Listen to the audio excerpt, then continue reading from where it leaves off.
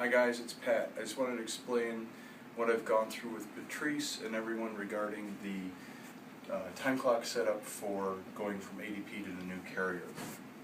It's a little bit confusing, so bear with me. Right now in each one of our locations we have an IT box. Within the IT box has our modem, goes into a router, and from that we have a breakout box which is called a Cisco 501. It's a PIX device. This is what connects in directly to the Jamestown server. It's called a virtual private network. So right now what happens is across from this, the IT box is normally in a kind of a remote location in each one of our locations. We have running through one of the houses a network cable. We've had power run just by I don't know, it's the best I could do for a power outlet. So we have the clock plugged into the power outlet. We have a network cable that's going through the house. The network cable goes into the Cisco device, which then goes through the virtual private network right into the Jamestown server, which then communicates to ADP. The nice part about the new system, which is going to make everybody's lives a little bit easier, is when we install the new clock is going to go up directly into the router, which is going to then translate right into the new carrier.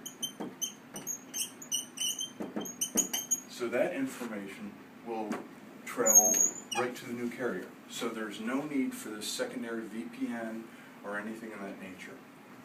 Now, originally the idea to get the old clock and the new clock running simultaneously, and you'll have to bear with me, I did miss one detail, that when we're running this concurrent to-pay, having both time clocks out, I did not realize that we'd be paying off ADP. I thought we'd be paying through the new system and checking backwards.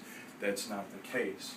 So originally what I thought we could do was that we just take the old clock out of the situation, put the new clock where the old clock was, and then do either a paper time check or something like that, but that's not how it's going to work. So ultimately, what we've worked out to make this actually function, because if I tried to have the old clock and the new clock in the same location right now, which is essentially, it's like a blank wall at one of our locations. So it's sitting here, there's nothing below it, it's just there because everything's self-contained in it. The power outlet's in there, the drop for the connections there, and we spent a lot of money running through this through walls, things of that nature, and I don't really, my maintenance staff's not going to be able to do any of that. So if you think about it, I have to put, here's a clock, I have to put a clock like right underneath it or something that degree. To make that happen, they said initially, I heard from folks at the new carrier, Patrice is saying, well, take what's coming out of here, which mind you is now attached to the Cisco router, and split it. You can get a tiny little router, it's like yay big, and it's a 4-port router. He said, go into this, and then split the signal between this clock and this clock. The problem is that, as I noted, this is going right into the VPN. So to make the new clock and the old clock work together, the old clock is still going through the VPN, but the new clock is going through to the Cisco. It's not going to the direct internet. It needs to go to the router. So I need to even take this device further out. Alright, so I have to take, beyond this, we'd have to have the small device, which would need a power. This is just a router. So it's a small 4-port router. Then the Cisco device. Okay, so then the new clock would go into the router. The old clock would go into this, and then subsequently go into the router itself. And then this line would then connect into the router up here. It's okay to have router upon router. It doesn't really matter too much to anything. The problem with this, okay, let's picture all of this, and on top of that too, these clocks are self-contained, they're closed, and now we're running wires and things of that nature in between them. Some of them have breakout box things down here, but not a lot of them do. So what we probably need to do is have the clocks a little bit open to be able to run, so say this is the one clock, and this is the secondary clock. So say this is old, new. Since the old clock is the only one with the power, as you can see, so the new clock would need to draw power from this. Actually, for power to actually work, because we have to power all those other devices, we're going to need to have a little power tree out here. So new clock could get power from that. We'd have from the Cisco device, we'd have a line going in here.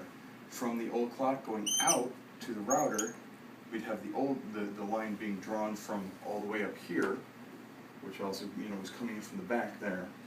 This is the router. Then to this, okay? And then the new clock's also going to need to draw network cabling from there. So all of these devices, you can imagine, it's going to be kind of this massive cabling, potentially 2 open boxes. And when you open the boxes too, there's actually, you know, there's electronics board sitting right there, so this could be a health and safety issue. Okay, so I talked about a little bit how we couldn't really have both clocks in both locations. I couldn't just have the new clock drop there because I made assumption that we were going to be able to have a time sheet or paycheck generator right from that, because I talked to Jason about, well, why don't we have the new clock plus we'll have paper timesheets. Not a smart move, as I learned, because I remember doing that. It took upwards of 6 hours to do the entire agency that way, and I don't think Kathy Shelters would be too happy with me about that. So, can we do both? Can we still have this all work and be hunky-dory? Yeah, we can. It's just going to be a little bit of a hassle for the staff, but you know, it's two pay periods. What we're going to do is leave, here's the old clock, and wherever it was, it has power. It has the Cisco back up here.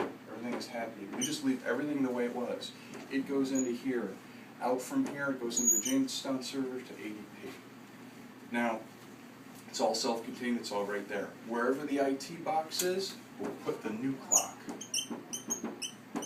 Okay, now if I need to leave that open or whatever, these are never in areas where the consumers go. They're not in a locked room, in the basement, things of that nature. So, new clock, we will get power from this box. We will get internet into this router, right into there, which subsequently then, from the router, talk to the new carrier. We do that for a month. When we're good to go live, I can take this clock off. They're the same exact footprint. I walk this new clock over here. New clock goes away. Over here, this is now the new clock. We plug in power. The Cisco device is now gone. And I'll tell you how much I'm excited about that, because they are a lot of work, especially when they go down, and they're not cheap. New clock goes in to the router. All of this is gone.